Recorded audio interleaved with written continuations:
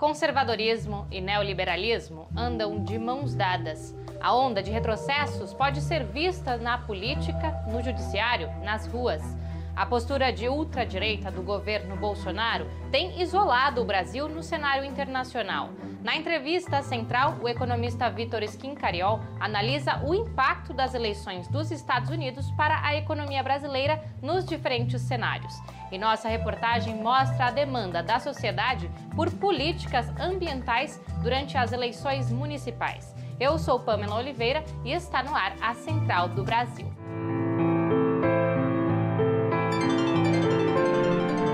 Central do Brasil.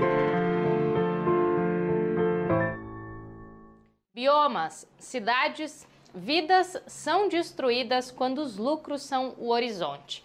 Na contramão, ativistas propõem uma agenda socioambiental para as cidades que trate de saneamento, poluição, alimentação e arborização. Naya Tawani tem as informações. Trilhos do Brasil.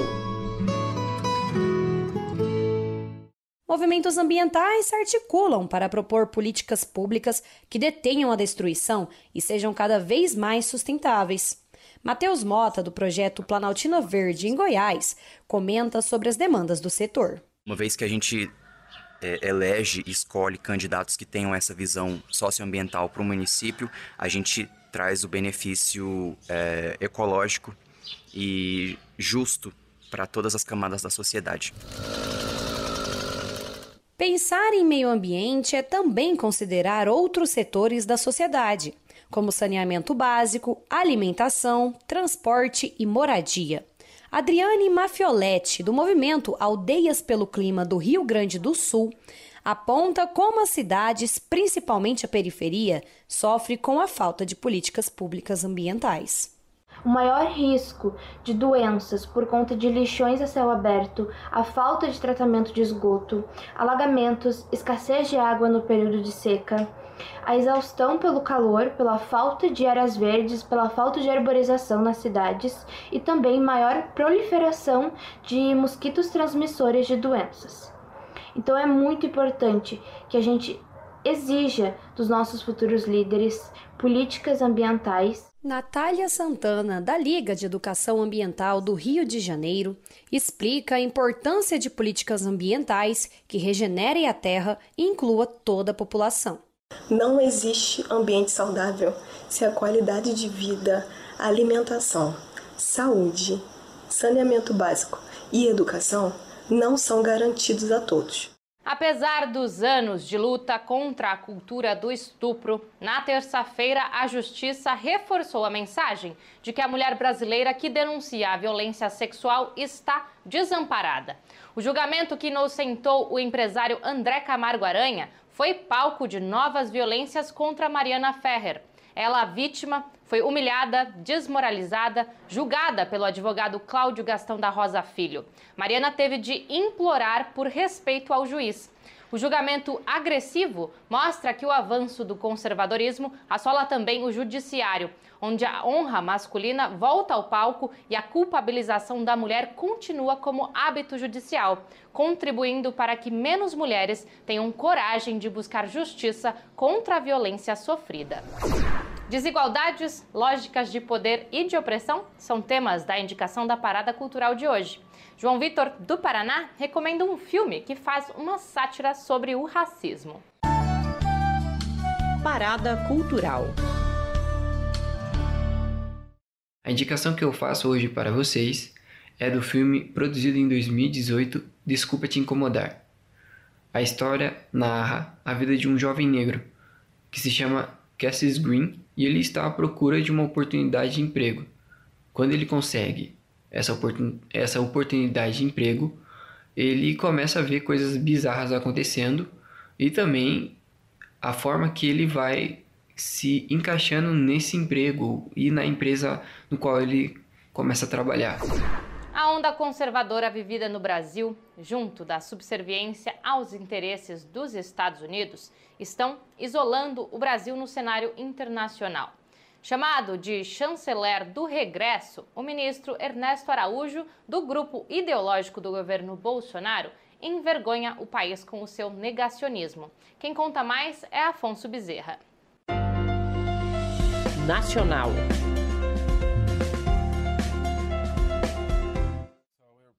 A guinada conservadora e subserviente da política externa brasileira tem isolado o Brasil no tabuleiro das relações internacionais. O ministro Ernesto Araújo, apoiado nas ideias de Olavo de Carvalho e alinhado ao bolsonarismo, tem esgarçado a tradição prudente da diplomacia nacional e criado rusgas com países estratégicos, como a China, a Venezuela e a União Europeia. Walter Sorrentino, do setor de Relações Internacionais do PCdoB, classifica a postura do chanceler Ernesto Araújo como um processo de destruição da diplomacia brasileira. O Brasil sempre deu saltos na sua caminhada, sobretudo econômica, quando conseguiu explorar devidamente as contradições das relações internacionais, quando sabia o que queria, né, como na época de Vargas, e soube fazer o que era necessário, explorando essas contradições. Hoje não, ficamos alinhados num canto do ringue, numa situação muito de pária internacional. Inspirado na onda negacionista, Araújo leva para os órgãos internacionais uma visão reacionária das relações externas, se aproxima de regimes conservadores, assina documentos que ferem os direitos humanos e aposta no belicismo internacional diante de países parceiros. Isso tudo apoiado num alinhamento subserviente aos americanos, numa total submissão ao presidente Donald Trump. Mônica Valente, da Executiva Nacional do Partido dos Trabalhadores, analisa que esta aliança incondicional com os Estados Unidos afeta diretamente a soberania nacional. Essa política de subordinação aos interesses estadunidenses é uma política que vai trazer muitas perdas econômicas e políticas para a nação brasileira, para o país. E, lógico, nesse sentido, perdem também os trabalhadores e as trabalhadoras e o povo brasileiro. A relação de dependência do Brasil aos Estados Unidos é uma escolha da política do presidente Bolsonaro e não deve se alterar após as eleições norte-americanas. Esta é a opinião do economista Vitor Schincariol, que está na entrevista central de hoje. Ele fala com Jonatas Campos sobre o assunto. Entrevista Central. Hoje entrevistamos o pesquisador Vitor Schincariol. Ele é professor e coordenador do Programa de Economia Política e Mundial da Universidade Federal do ABC, em São Paulo. Os Estados Unidos têm se mantido o segundo maior parceiro comercial do Brasil, sendo o destino de 10% de nossas exportações e a segunda principal origem das importações brasileiras. Você poderia fazer uma radiografia das relações econômicas entre Brasil e Estados Unidos? Então, se você pegar o saldo de Brasil e Estados Unidos, saldo de comércio internacional, comércio exterior, é equilibrado ao longo dos últimos anos. Por que deveria ser assim? Quer dizer, a nação mais forte deveria comprar da nação mais fraca, né? Mas não é o que acontece. Os Estados Unidos, eles têm uma posição comercial deficitária, com vários seus parceiros comerciais, tipo China, então eles têm que descarregar uma parte desse peso nos países menores, nos países que não dão batalha ou que se desindustrializaram ao longo dos últimos anos, né? Então eles têm um alto déficit comercial e uma deterioração na sua posição internacional. Eles estão se endividando. Isso é um processo de longo prazo que eu estudei lá na minha tese. Então, para compensar em parte isso, eles têm que investir e adotar uma posição dominante nas economias periféricas menores, que é a economia brasileira. Estados Unidos e China são os maiores parceiros comerciais do Brasil, você falou agora. Na gestão Donald Trump, esses dois países aprofundaram uma espécie de guerra fria econômica. Quais as consequências dessa guerra, desse conflito para o Brasil? O que existe no Brasil hoje é que a economia ela é tão aberta aos interesses internacionais e a classe dominante brasileira aceitou essa abertura e a repartição dessa abertura entre os blocos que estão concorrendo.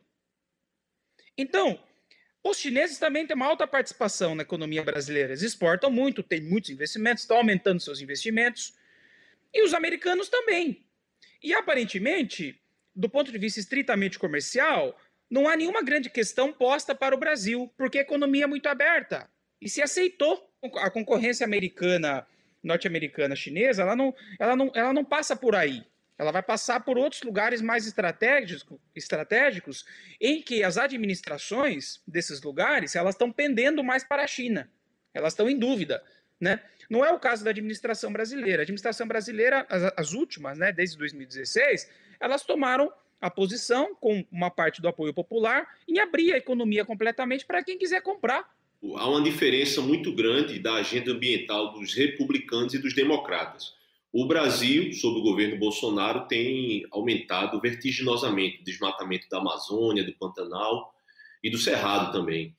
Quais as consequências para o Brasil de Bolsonaro de uma eventual vitória do democrata Joe Biden? Vai fazer diferença? O governo americano é esperto, ele não vai pressionar tanto o Bolsonaro a ponto de perder a aliança com o Brasil. Ele vai tentar se ajustar com a administração brasileira. Quem é que está mandando agora aqui no Brasil? É você? Então vamos conversar. Olha, é melhor vocês monitorarem melhor a Amazônia, diminuir um pouco o desmatamento, porque está ficando muito ruim, etc. E o governo brasileiro vai atender, vai aumentar um pouco o monitoramento, etc. Mas não vai ser nada significativo, porque o governo americano ele não está preocupado com a Amazônia no sentido de evitar o desmatamento. Ele está preocupado com outras questões.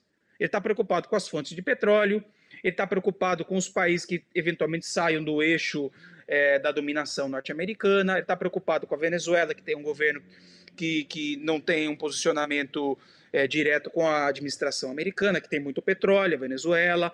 Bolsonaro, ele alimenta essa relação com Donald Trump, esse alinhamento político e até pessoal.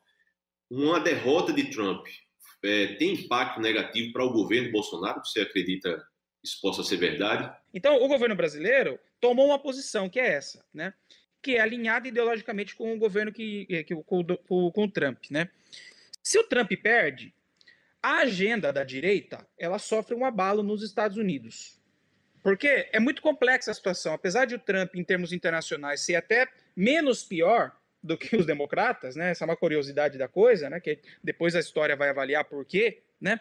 Mas em termos estritamente políticos, ele é um indivíduo que tem essas características que a gente sabe. Ele é racista, ele é contra a imigração, ele é nacionalista, etc. Os americanos não estão pagando a ONU, não estão pagando a Organização Mundial da Saúde. Então, aquilo alimenta a direita aqui no Brasil também, tem um impacto. Não é que não tem. Então, se eventualmente o Biden ganha, sofre um abalo, né? Essa agenda ridícula aqui da direita brasileira, racista, homofóbica, entreguista, sofre um abalo. São 5 anos do crime da mineradora Samarco, pertencente à Vale, que destruiu a cidade de Mariana, em Minas Gerais. Foram 19 mortos, mais de 700 mil pessoas empobrecidas e o meio ambiente devastado. O cientista social Tádzio Coelho aponta novos caminhos para a mineração no país. Novos caminhos.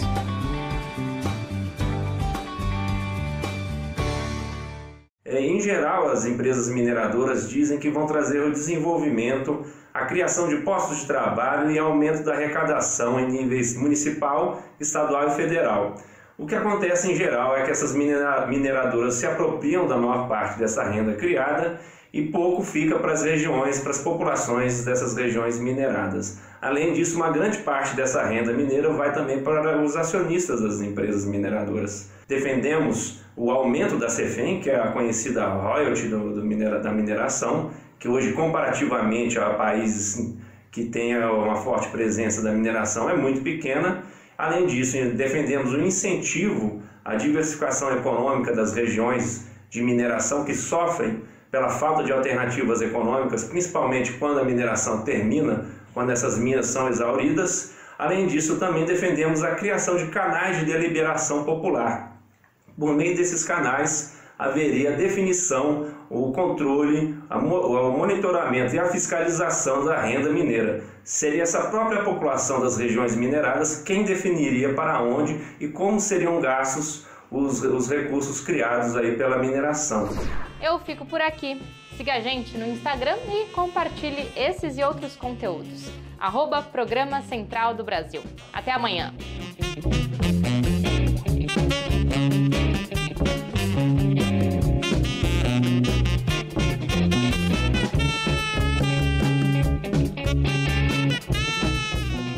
Central do Brasil, a rede de comunicação dos movimentos populares.